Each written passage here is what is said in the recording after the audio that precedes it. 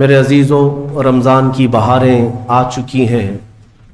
کسی مہمان کے انتظار کرتے کرتے جب وہ گھر آ جاتا ہے تو خوشیاں دوبالا ہو جاتی ہیں۔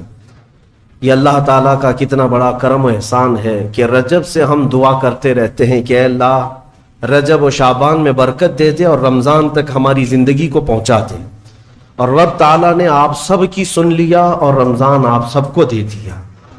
ورنہ آج بھی کچھ لوگوں کی موت ہوئی ہے، آج کے دن بھی کئی لوگوں کی موت ہوئی ہے، چاند دکھنے سے پہلے بھی کچھ لوگ قبرستان جا چکے ہیں۔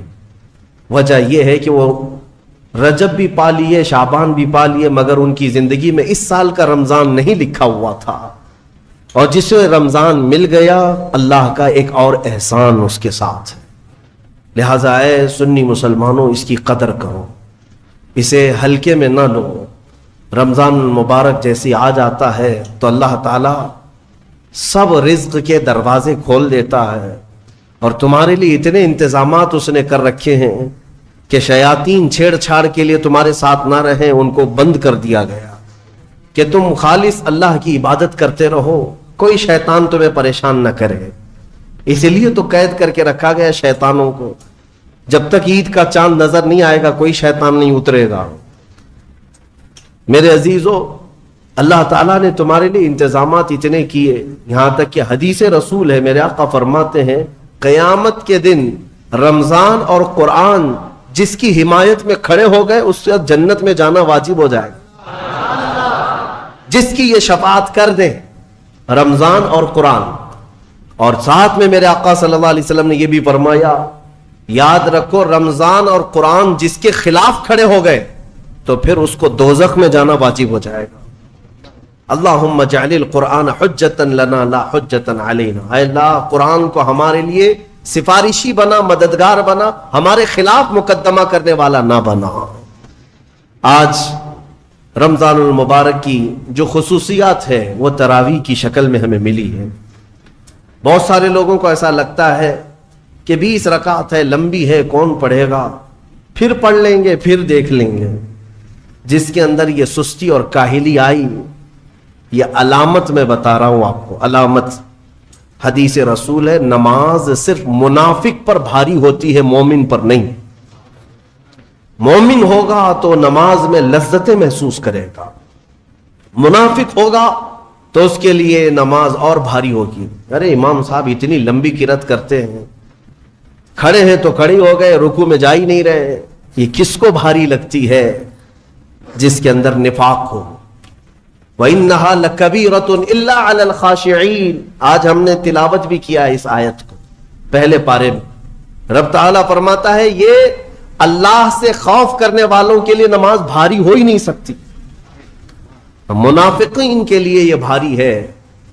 قرآن میں ان کی صفت بیان کیا اللہ تعالیٰ نے، منافقین جب نماز کے لیے کھڑے بھی ہوتے ہیں، یراؤن الناس، لوگوں کو دکھانے کے لیے کھڑے ہوتے ہیں، اور لوگوں کو دکھانے کے لیے کھڑے ہوتے ہیں، ان کا ایمان نہیں ہوتا کہ اس نماز سے کچھ ملے گا۔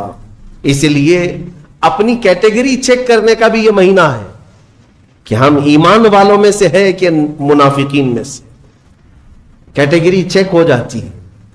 اس لیے ان کی اس رمضان کی صفوں کو خالی ہرگز ہونے نہ دینا، ورنہ نفاق کا دھبا لگ جائے گا۔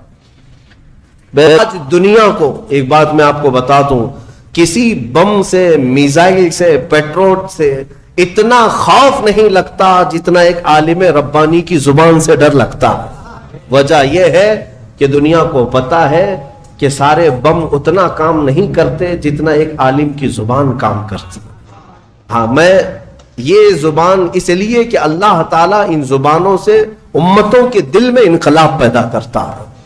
اللہ تبارک و تعالیٰ ہمیشہ وہ برکت ہمیں عطا فرمائے۔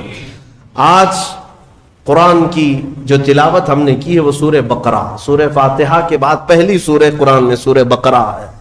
سورہ بقرہ سب سے بڑی سورہ ہے قرآن پاک، تقریباً 2.5 پارے پر مشتمل ہے، 280 کے قریب آیات ہیں، اور سورہ بقرہ کی بڑی برکتیں بھی ہیں۔ ایک روایت میں ملتا ہے کہ پورے قرآن کا جو کچھ بھی مضمون ہے اللہ نے وہ سب سورہ بقرہ میں بیان کر دیا۔ پورے قرآن میں جو کچھ بھی ہے وہ سورہ بقرہ میں، اور جو سورہ بقرہ میں ہے وہ سورہ فاتحہ میں، پورا سورہ فاتحہ میں۔ اور اسی کو مولا کائنات علی مرتضیٰ نے فرمایا کہ اگر میں سورہ فاتحہ کی تفسیر لکھنے بیٹھ جاؤں تو 70 اونٹوں کو بوجھل کر سکتا ہوں۔ کیوں؟ اس لیے کہ سورہ فاتحہ ہی قرآن کا نچوڑ ہے، قرآن کا خلاصہ ہے۔ بہت ساری آیتیں ہیں تفسیر بیان کرنے کے لیے، وقت اتنا نہیں ہوتا، مختصر سی چند چیزیں آپ کے سامنے رکھتے ہیں۔ ایک اہم آیت اس میں آئی ہے، میں تفسیر سننے کے پہلے آداب بھی بتا دوں، قرآن پڑھنے کے بھی آداب اور تفسیر سننے کے بھی آداب۔ ظاہر سی بات ہے کچھ آداب وہ ہیں جو ظاہر سے تعلق رکھتے ہیں، وضو سے ہونا چاہیے نماز قرآن پڑھنے کے لیے، لا یمسہ الا المطہرون، اس کو صرف اور صرف پاکیزہ لوگ چھوئیں گے۔ کس کو؟ قرآن پاک کو۔ تلاوت کرنے کے لیے وضو شرط ہے یا نہیں؟ چھونے کے لیے سب کو پتا ہے۔ ادب یہی ہے، ظاہری ادب یہ ہے کہ پاک رہے، جنوبی نہ رہے، حیض و نفاس والی عورت نہ رہے۔ قرآن پاک کے لیے یہ ظاہری آداب ہوئے، کچھ باطنی آداب بھی ہیں۔ قرآن پڑھنے کے لیے کچھ باطنی آداب بھی ہیں۔ تم 10 بار نہا لو، 10 بار وضو کر لو، قرآن کو ظاہری آداب کے اعتبار سے چھو تو سکتے ہو، باطنی آداب میں سب سے پہلی شرط یہ ہے قرآن پڑھنا ہو یا سننا ہو تو عشق مصطفیٰ ہونا چاہیے۔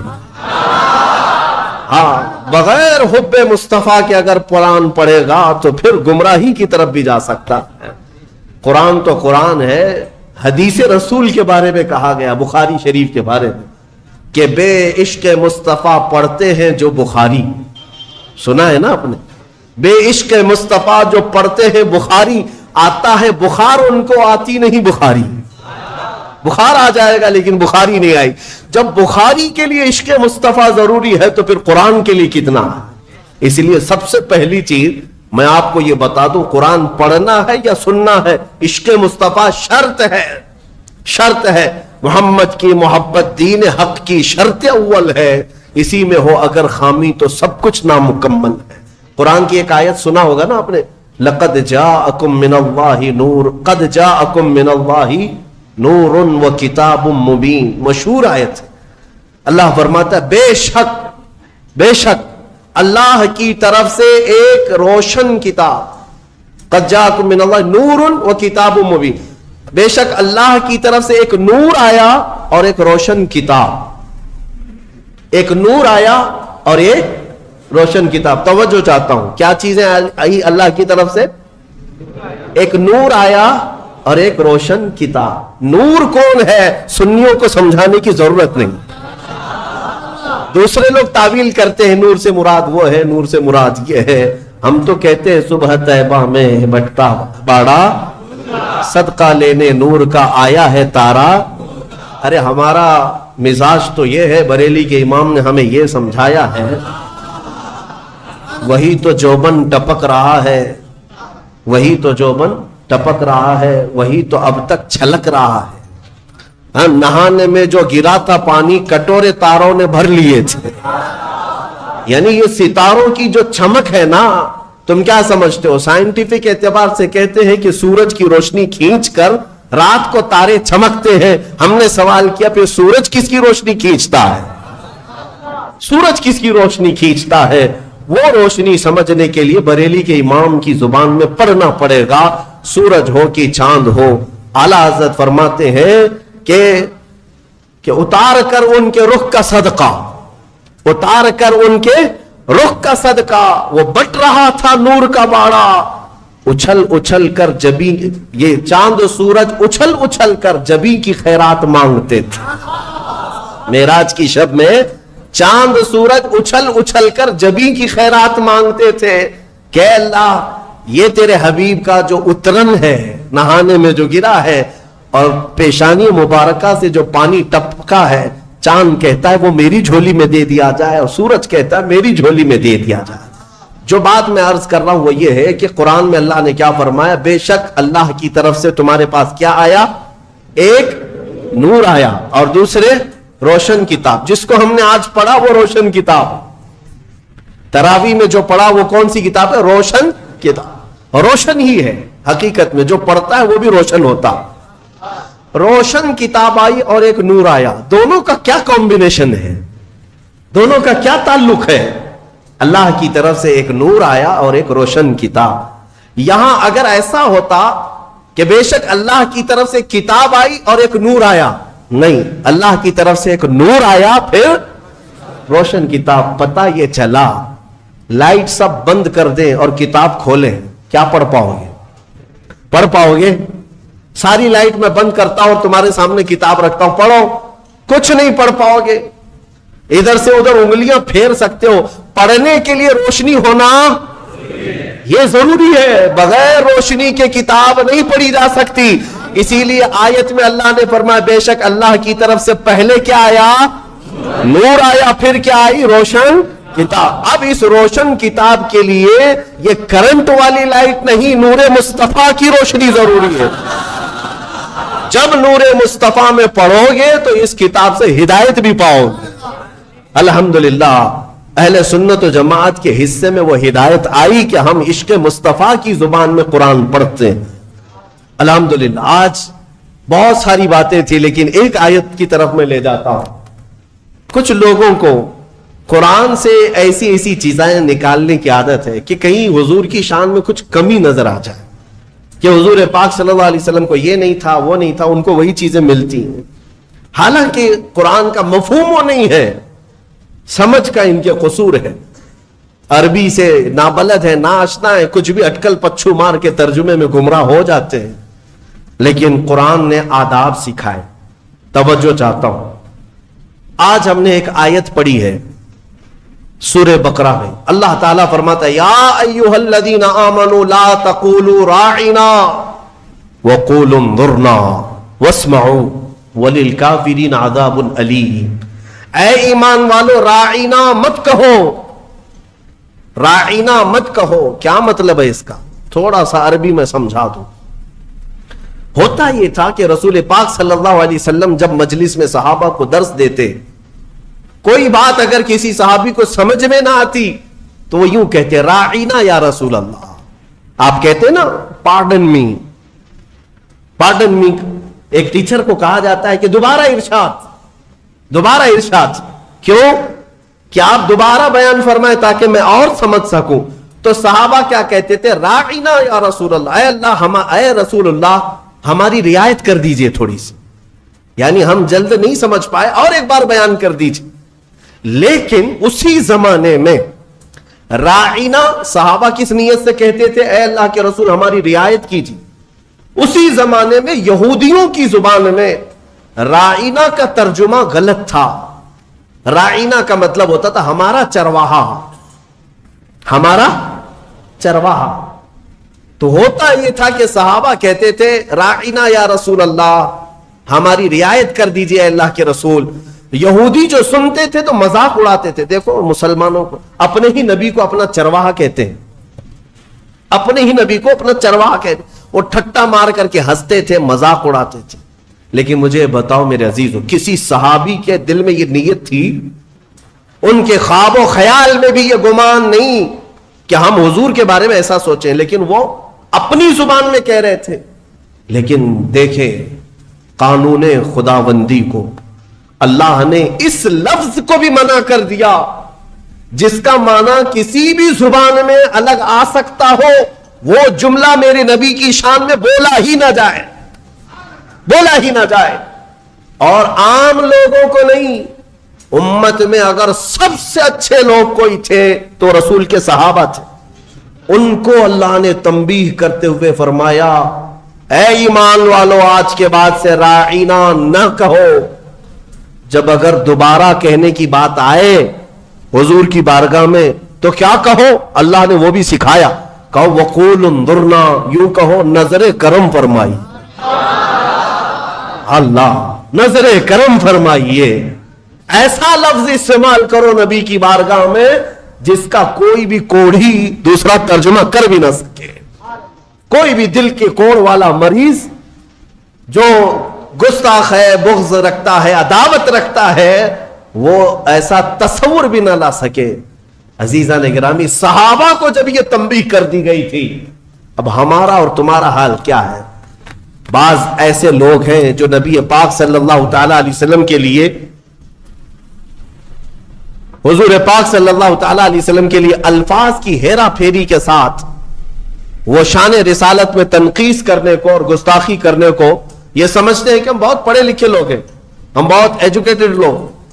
صحابہ کو جب یہ تنبیہ کر دی گئی کہ آپ رائنا نہیں کہیں گے آج کے بعد، اور اتنا ہی نہیں بلکہ آگے یہ بھی تنبیہ کر دیا رب تعالیٰ نے، وَقُولُوا انظُرْنَا وَاسْمَعُوا، یہ کہنے کی ضرورت بھی کیوں آئے گی؟ غور سے سنا کرو، جب نبی بیان کرے تو غور سے سنا کرو۔ صحابہ کو اتنی تنبیہ ہے۔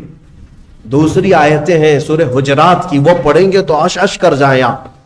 مولا فرماتا ہے لا ترفعوا اصواتکم فوق صوت النبی، تم میں سے کوئی بلند آواز سے نبی کی بارگاہ میں بات بھی نہ کرے۔ صحابہ کو کہا گیا۔ یہ بھی آیت کس کے لیے اتری تھی؟ ایک صحابی تھے جن کو سنائی کم دیتا تھا، حضرت قیس۔ کم سنائی جس کو دیتا ہے نا وہ بلند آواز سے بات کرتا ہے، تجربہ معلوم ہوگا آپ کو۔ جس کو کم سنائی دیتا ہے وہ اونچا بولتا ہے۔ اس صحابی کی عادت تھی وہ زور سے کہتے تھے یا رسول اللہ آپ نے کیا کہا؟ مولا کو یہ بھی پسند نہیں تھا، عتاب نازل فرمایا کہ اگر تم نے بلند آواز سے بات کی میرے نبی کے دربار میں، جتنے اعمال تھے اب کے سب ضائع ہو گئے، سب ختم ہو گئے۔ ان تحبط اعمالکم وانتم لا تشعرون، تمہیں گمان بھی نہیں ہوگا، تمہیں پتہ بھی نہیں چلے گا، سارے اعمال ضائع کر دیے جائیں گے۔ اور ایک ادب میں بتاؤں، میرے گھر میں اگر میں آرام کر رہا ہوں، آپ آئیں گے بلانے کے لیے، کیا کریں گے؟ گھر کے باہر سے بیل ہوگی بجائیں گے، دروازے کو دستک دیں گے، یا میرے نام سے پکاریں گے، ہے کیا اندر سو رہے ہیں، کیا کر رہے ہیں؟ پکاریں گے نا، یہی تو ہے، طریقے یہی ہیں پکارنے کے۔ لیکن بارگاہ رسول کے آداب بھی قرآن میں آئے ہیں۔ صحابہ جب گھر پر جائیں رسول کے، کیا کریں؟ وہ اللہ کے رسول کے گھر کے باہر جانا ہو، دستک دیں، پکاریں، کیا کریں؟ اللہ تعالیٰ فرماتا ہے ان الذين ينادونك من وراء الحجرات اکثرهم لا يعقلون۔ اللہ رب فرماتا ہے وہ لوگ بے شک جو نبی کے حجرے کے باہر کھڑے ہو کر کے نبی کو پکارتے ہیں، ان میں سے اکثر لوگ عقل والے نہیں ہیں۔ جو پکارتے ہیں اس میں اکثر لوگ عقل والے نہیں ہیں۔ ارے اندر والے کو بلانے کے لیے کیا کہنا پڑے گا؟ کیا کہنا پڑے گا؟ پکارنا تو یہ ہے۔ لیکن مولا فرما رہا ہے وہ عقل والے لوگ نہیں ہیں جو حجرے کے باہر کھڑے ہو کر کے حضور کو پکار رہے ہیں۔ تو پھر کیا ہے؟ قرآن سکھاتا ہے وَلَوْ أَنَّهُمْ صَبَرُوا حَتَّى تَخْرُجَ إِلَيْهِمْ لَكَانَ خَيْرًا لَهُمْ۔ رب فرماتا ہے ادب یہ ہے، لوگوں کو چاہیے کہ وہ دروازے کے باہر جا کر خاموش کھڑے رہے، میرا رسول خود باہر ہے۔ ارے نادانوں پوچھو، رسول دروازے بند اندر بیٹھ کر باہر کون کھڑا ہے کیسے جانتے ہیں؟ یہی عقیدہ بریلی کے امام نے ہمیں دیا۔ اور کوئی غیب کیا تم سے نہاں ہو بھلا، جب نہ خدا ہی چھپا۔ رسول پاک کو خبر تو ہے کہ دروازے کے باہر کون کھڑا ہے، اسی لیے قرآن کہہ رہا ہے جاؤ تو ہاتھ باندھ کر کھڑے رہو، بس میرا رسول خود ہی باہر ہے۔ پکارنے کے لیے ہم اور آپ ہیں، ہم مجھے پکارو، ہو سکتا ہے مجھے پتہ ہی نہیں باہر کون ہے، لیکن رسول کے لیے نہیں۔ ایک صحابی آئے، وہ دعا کرانے کے لیے آئے تھے گھر سے، غریب تھے، تنگ دست تھے، ان کے ماں باپ کا انتقال ہو گیا تھا۔ یہ سوچ کر کے گھر سے نکلے آج میرے والدین کی مغفرت کی دعا کراؤں گا اور میری غریبی دور ہو جائے، تنگ دستی دور ہو جائے، اس کے لیے حضور سے سفارش کروں گا۔ آئے لیکن دیکھا مجمع ایسا حضور کو سمیٹے بیٹھا ہے، بڑے بڑے صحابہ سامنے، ان کو جانے کی ہمت نہیں ہوئی، دور بیٹھے رہ گئے۔ عصر سے مغرب تک انتظار کیا، موقع نہیں ملا۔ مغرب کی اذان ہوئی، نماز کے لیے میرے آقا تشریف لائے۔ نماز کے بعد پھر حضور بیٹھے، لیکن بڑے بڑے صحابہ نے گھیر لیا۔ یہ غریب صحابی تھے، دور کھڑے رہ گئے، کہاں پھلان پھلان کر کے جاؤں گا، پیچھے کھڑے رہے۔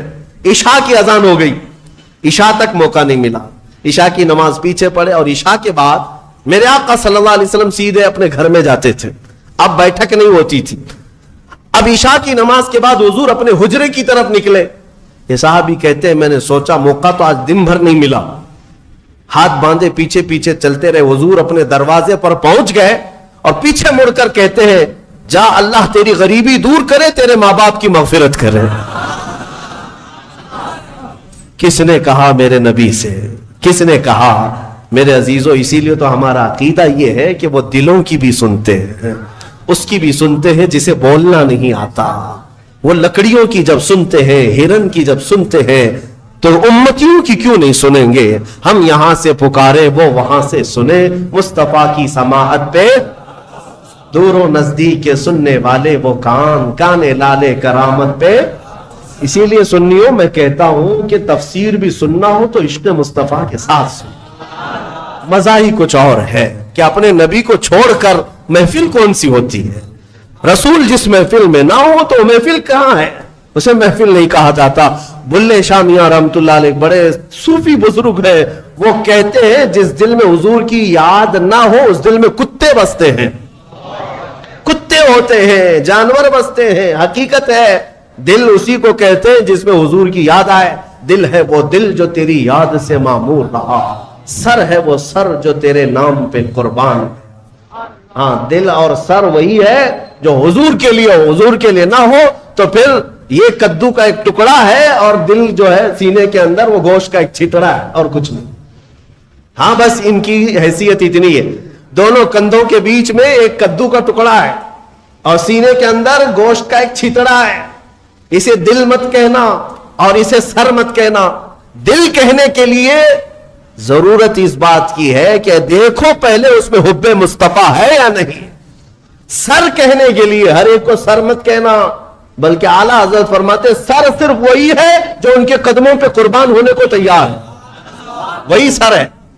بہرحال آج کی اس تفسیر میں ہم نے بارگاہ رسول کا ادب پڑھا، اس لیے اے میرے عزیزوں، حضور پاک صلی اللہ تعالی علیہ وسلم کو چھوڑ کر دنیا کا کوئی علم نہیں ہے، کوئی علم نہیں۔ واللہ اعلیٰ حضرت فرماتے ہیں ذکر خدا بھی جو ہے اللہ کا ذکر کرنے کے لیے جب بھی کھڑے ہوں گے، اگر اس میں مصطفیٰ کا ذکر نہیں آیا تو اسے ذکر خدا کہا ہی نہیں جائے گا، ذکر خدا ہے ہی نہیں۔ ذکر خدا جو ان سے جدا چاہو نہ جدیو، واللہ ذکر حق نہیں کنجی سقر کی ہے۔ فرماتے ہیں یہ جہنم کی چابی ہے، حضور کا ذکر چھوڑ کر کے اگر تم کہتے ہو بخدا خدا کا یہی ہے در، نہیں اور کوئی مفر مکر۔ اس کو میں سمجھاؤں آپ کو۔ اعلیٰ حضرت فرماتے ہیں مفر کا مطلب ہوتا ہے بھاگنے کی جگہ، اور مکر کہتے ہیں ٹھہرنے کی جگہ۔